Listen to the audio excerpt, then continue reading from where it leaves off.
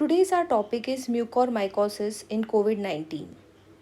I am Dr. Paridhi Shivde, Professor of General Medicine in MGM Medical College and MY Hospital, Indore.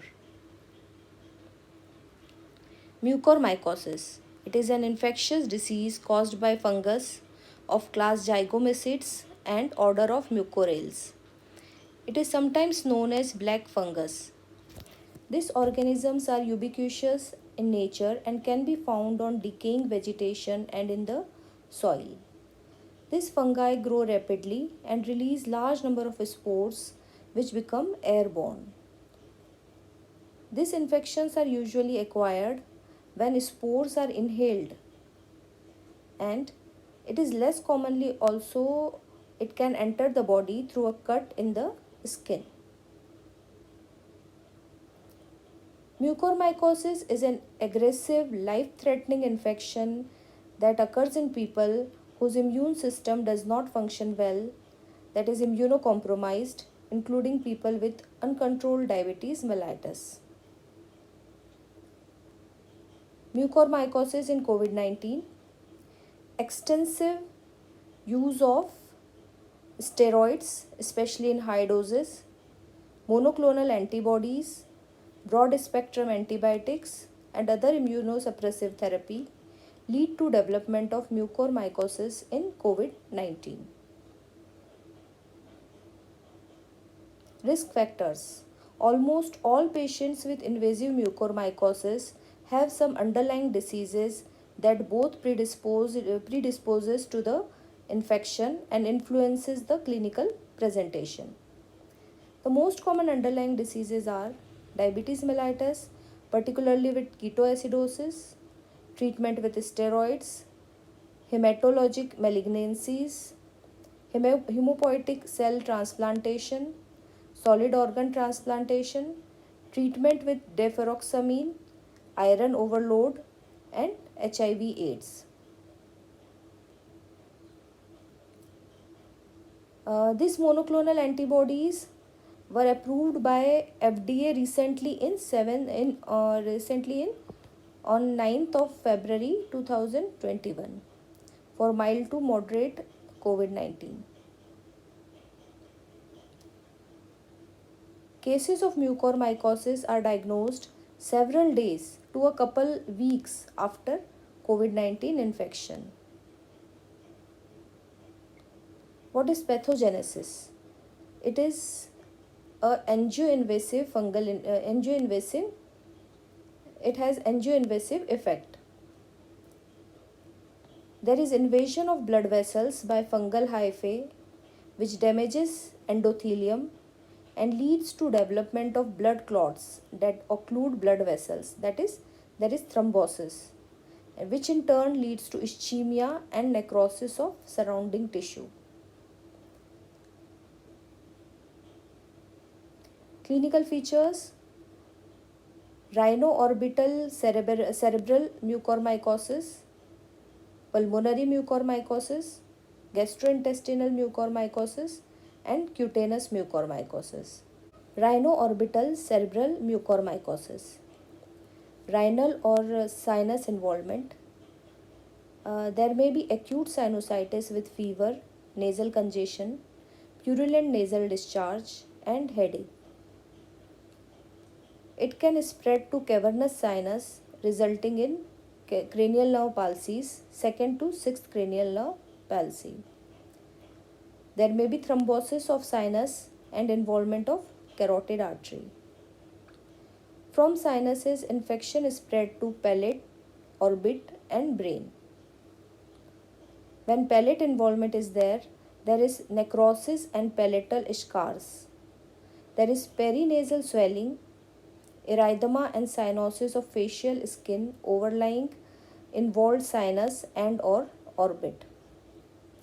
A black scar which results from necrosis of tissue is visible in nasal mucosa, palate, or skin overlying orbit.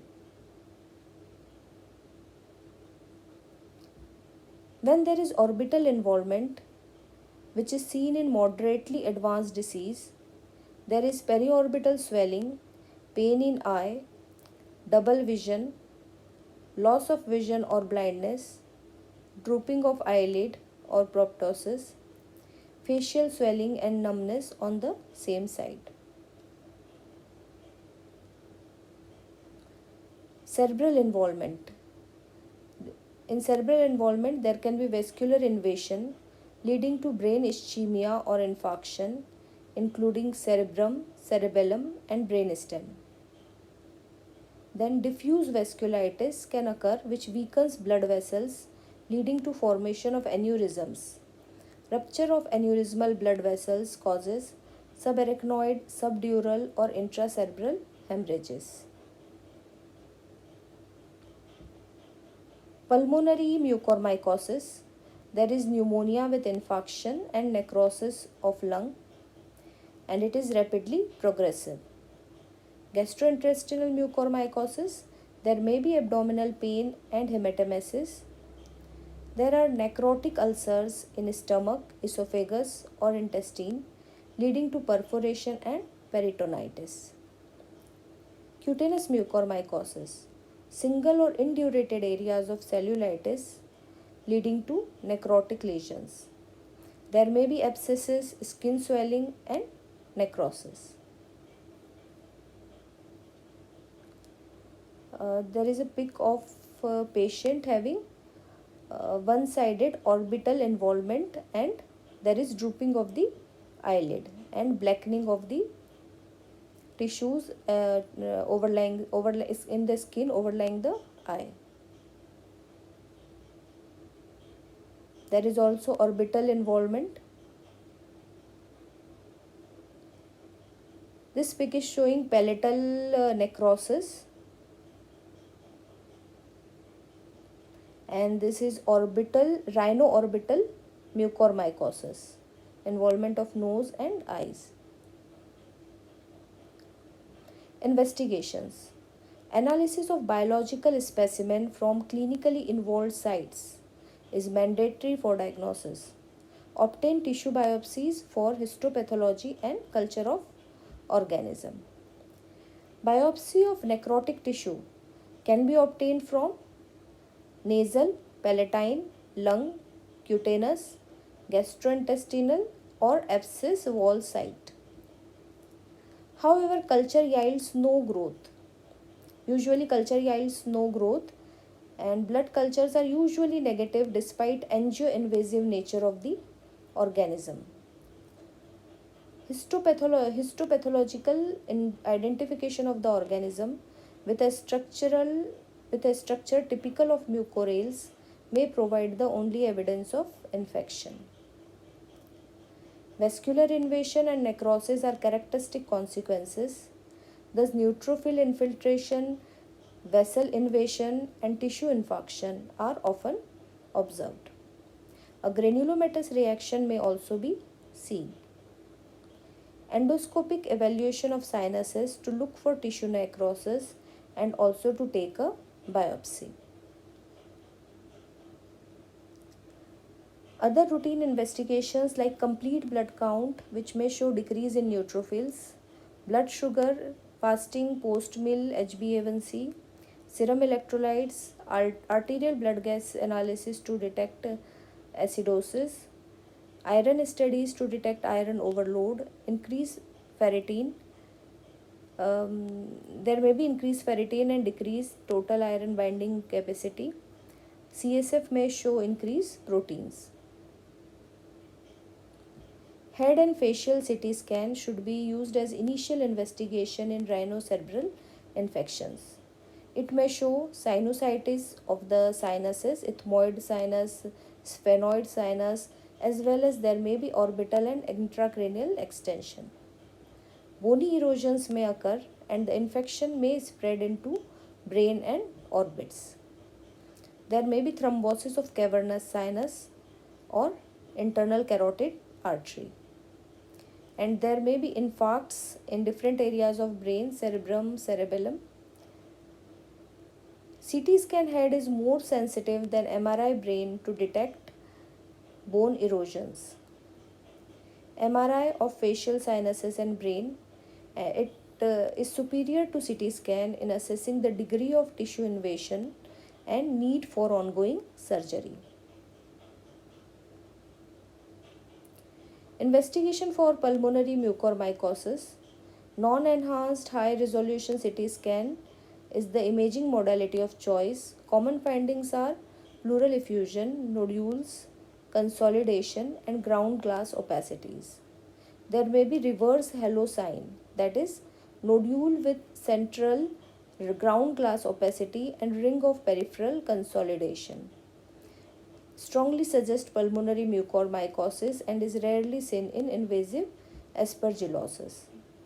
Halo sign, that is a nodule surrounded by ground glass opacity, represent a lung infarct surrounded by alveolar hemorrhage. For gastrointestinal involvement in mucormycosis, abdominal CT scan may show a mass. Endoscopy or esophagoduodenoscopy may show areas of tissue necrosis which is amenable to biopsy. Treatment of rhinocerebral mucormycosis include the following: reversing underlying immunocompromised states, administering systemic antifungals, and performing urgent surgical debridement. Antifungal therapy alone or surgical therapy alone may be ineffective. Correcting hypoxia, acidosis, hyperglycemia, and electrolyte abnormalities is necessary for successful management of this condition. Discontinuation or maximally reducing immunosuppressive therapy like steroids, tocilizumab, and monoclonal antibodies should be done.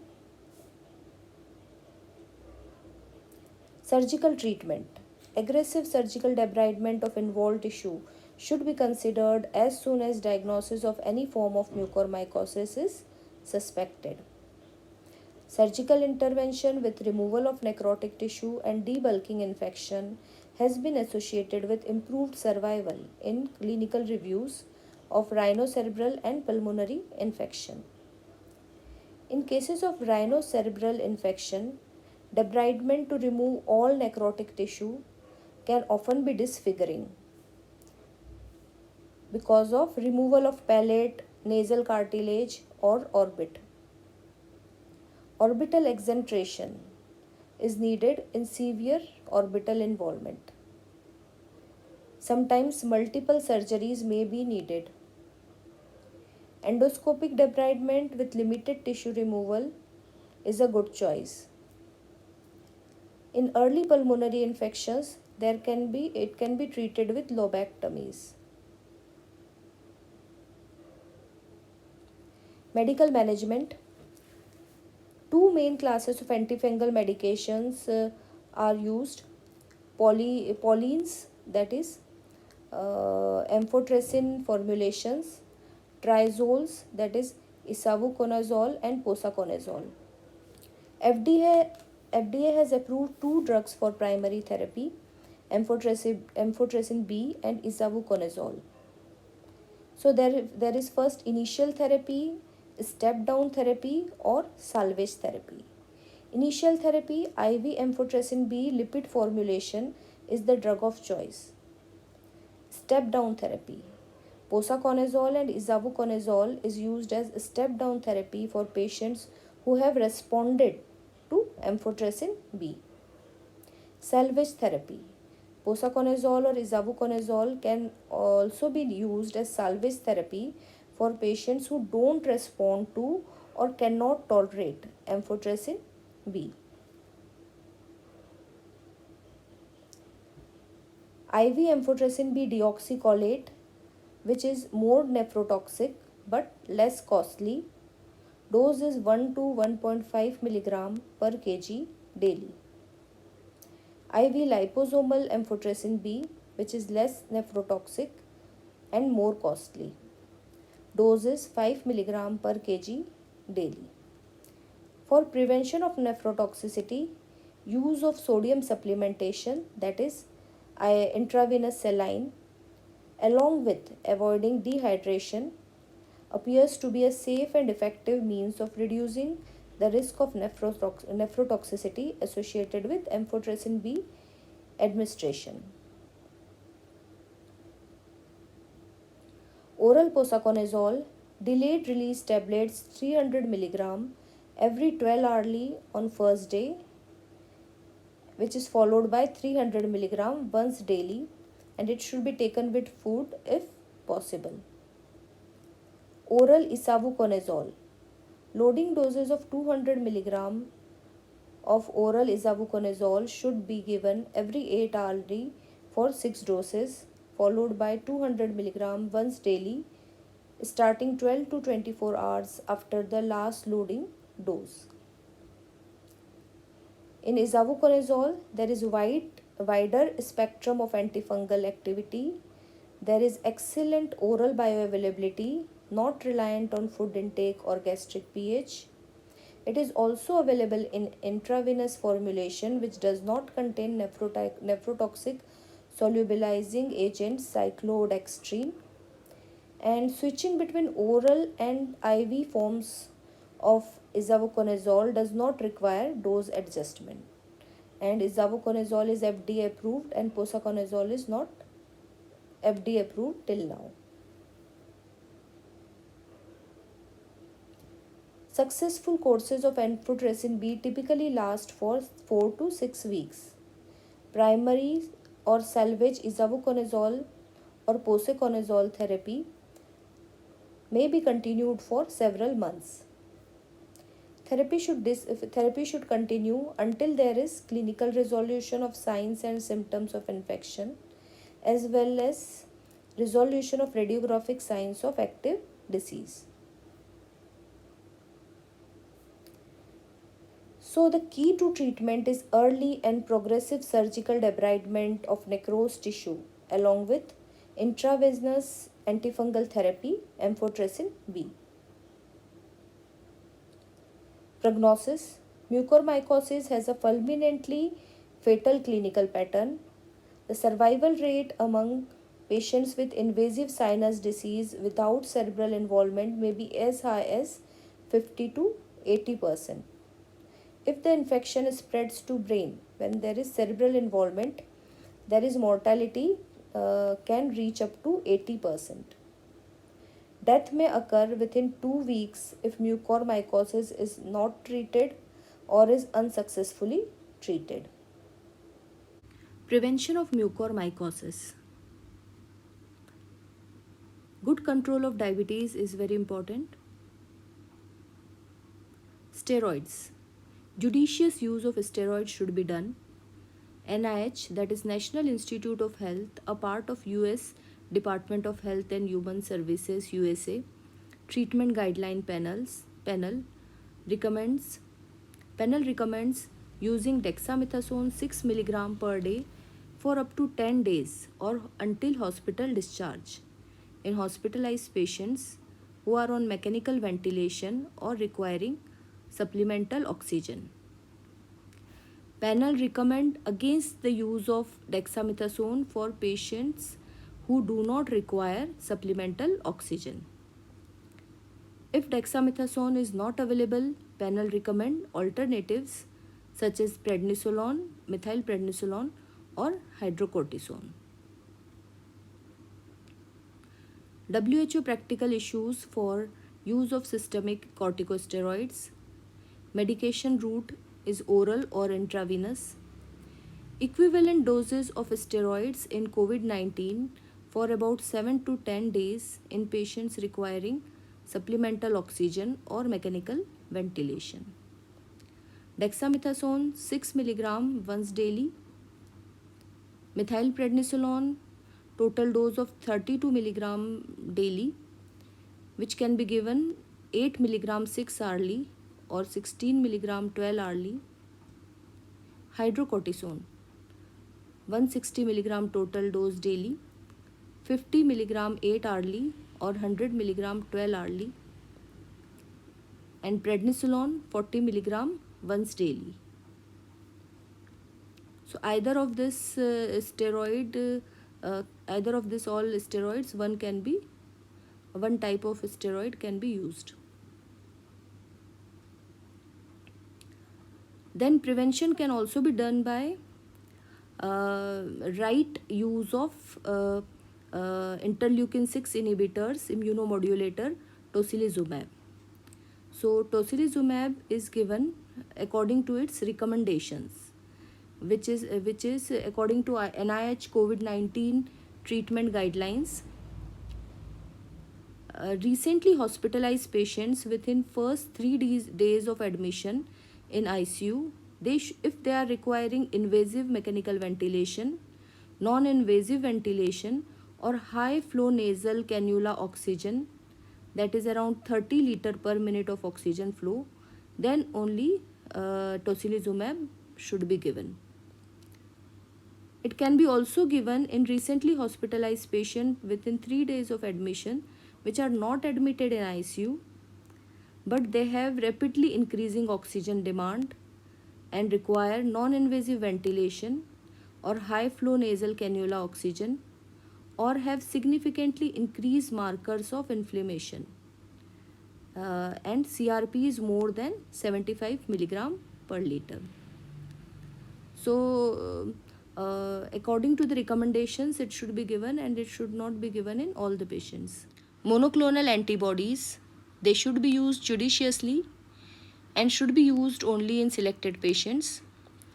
In November 2020, US FDA has approved baricitinib in combination with remdesivir for treatment of patients who require supplemental oxygen or invasive mechanical ventilation. FDA has approved atezolizumab in February 2021. FDA also permits use of combination of two monoclonal antibodies, atezolizumab and bamlanivimab, in mild to moderate COVID-19 patients who are at high risk for progressing to severe COVID-19 and or hospitalization. Thank you. Please like, share and subscribe.